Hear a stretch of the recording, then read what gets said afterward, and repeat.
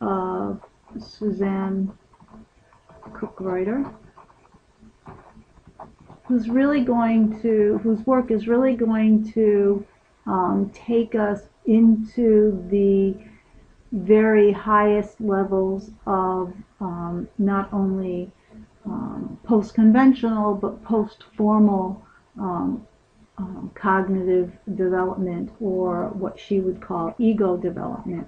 And it's important to understand that Suzanne Cook-Reuter is looking at meaning making. And in that process, one of the factors in meaning making is cognitive development, as we have been talking about it. But there are other factors in meaning making that are not so evident in other models. And so she looks at the role, for example, of time awareness, how we spatialize and temporalize our understanding, among other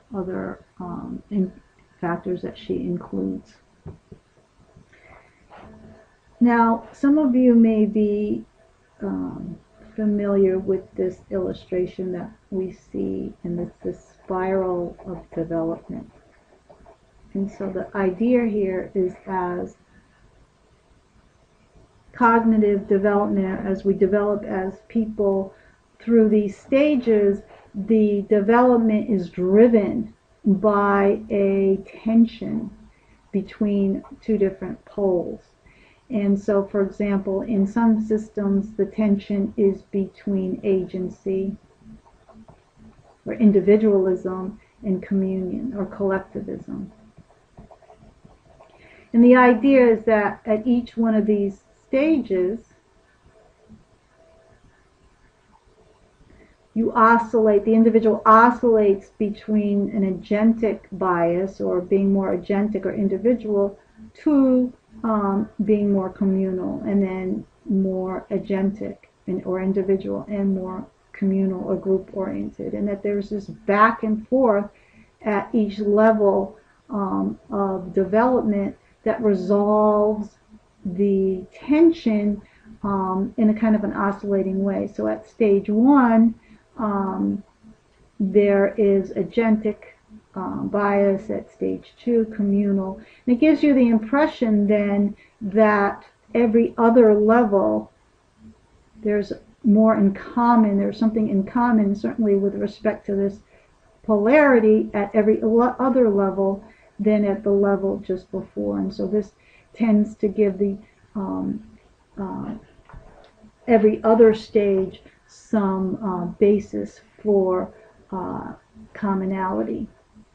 And Suzanne Cook-Reuter has emphasized or identified some polarities that are especially significant in driving the conventional levels to post-conventional stages of ego development. And so this is a, relative to our theme today, this is obviously a dialectical movement in development that is part of her model. And so the polarities that she emphasizes are part and whole, self and other,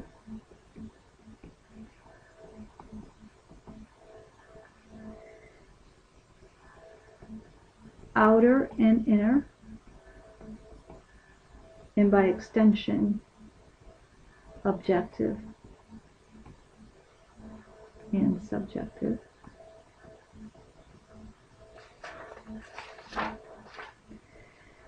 Short term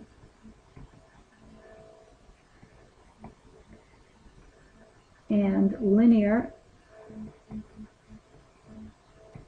versus long term and nonlinear.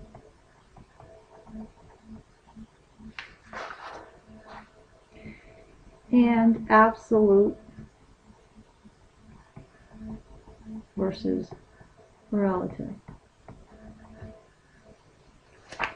And so she sees that these play out, all of these polarities play out at each stage of development, and they play out in different ways at each stage of development. So we see not only a dialectical aspect to the model of cognition, but it's pointing to something that is stage specific itself in development.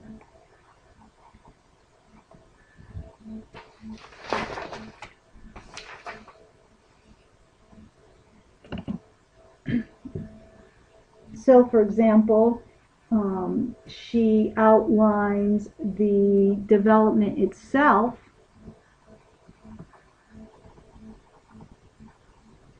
of the concept of opposites.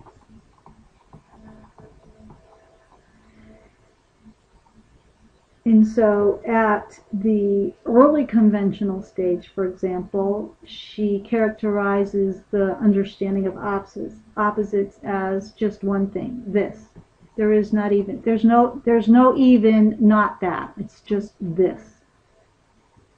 And only a person at higher development looking in can see that that is only part of an opposite. But in this case, in very early stage, there's only this. So it's not dialectical at all. At the next stage, it turns into this but.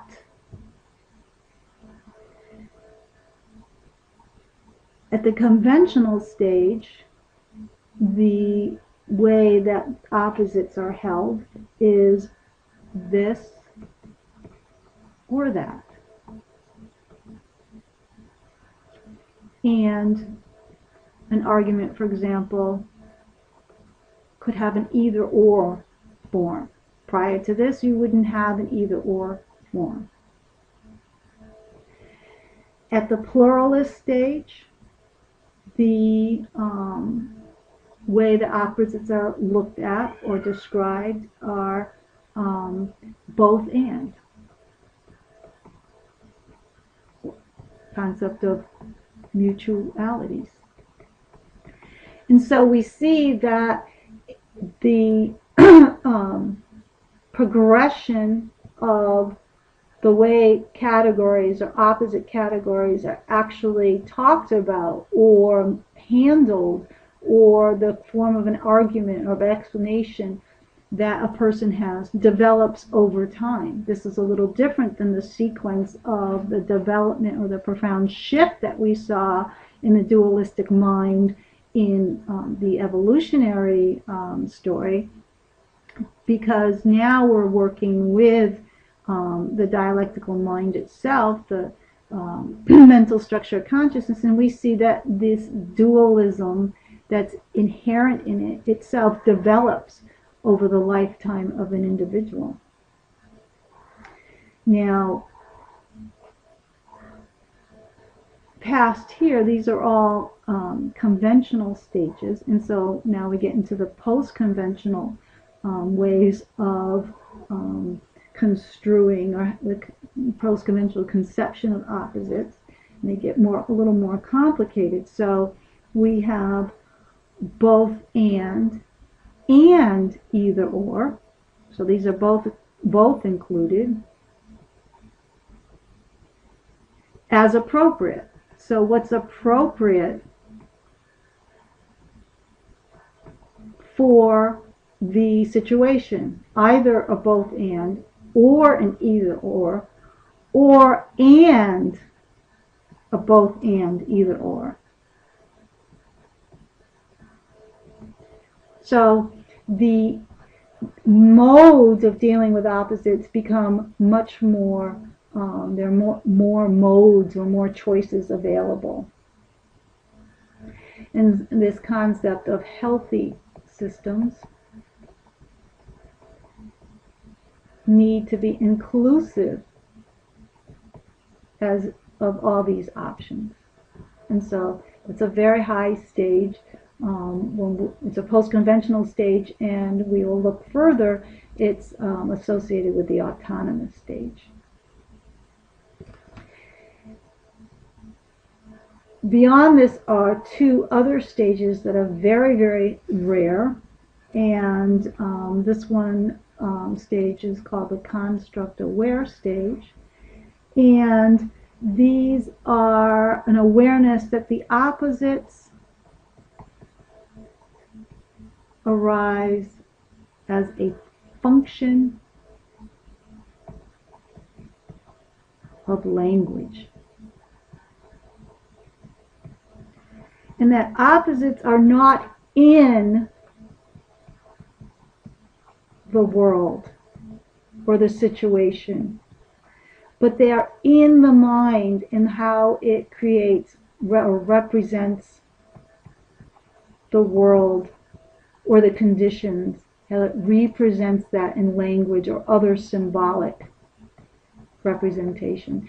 So at the construct-aware stage, there's this huge shift. So you no longer are that concerned with how to negotiate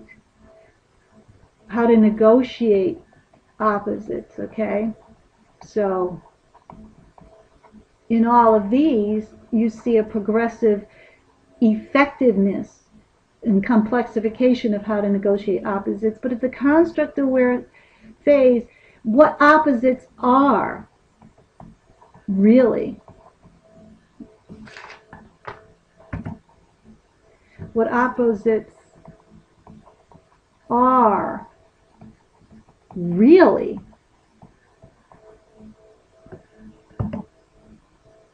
Okay? We try to get this out. Comes to the forefront.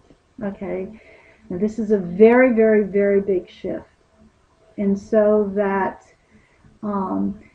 the construct-aware person understands that the framing of reality through language creates this condition or situation of opposites. And then that then turns over to one highest stage that is described, which is the unitive stage. And in this case, there is an awareness of what she calls the dance of duality and non-duality. And so we're a far cry from looking at this but that, this or that, either or. These two here are much, much, much richer and more complex forms of appreciating opposites. And instead of negotiating with opposites, now we're just sort of in this dance with this experience of an expression of this dance. And so those are the ways that Suzanne Cook-Reuter looks at polarities and opposites in both her model of the drivers of development, and also in the ways that as an individual develops, what their concept of opposites and how they handle opposites changes over time.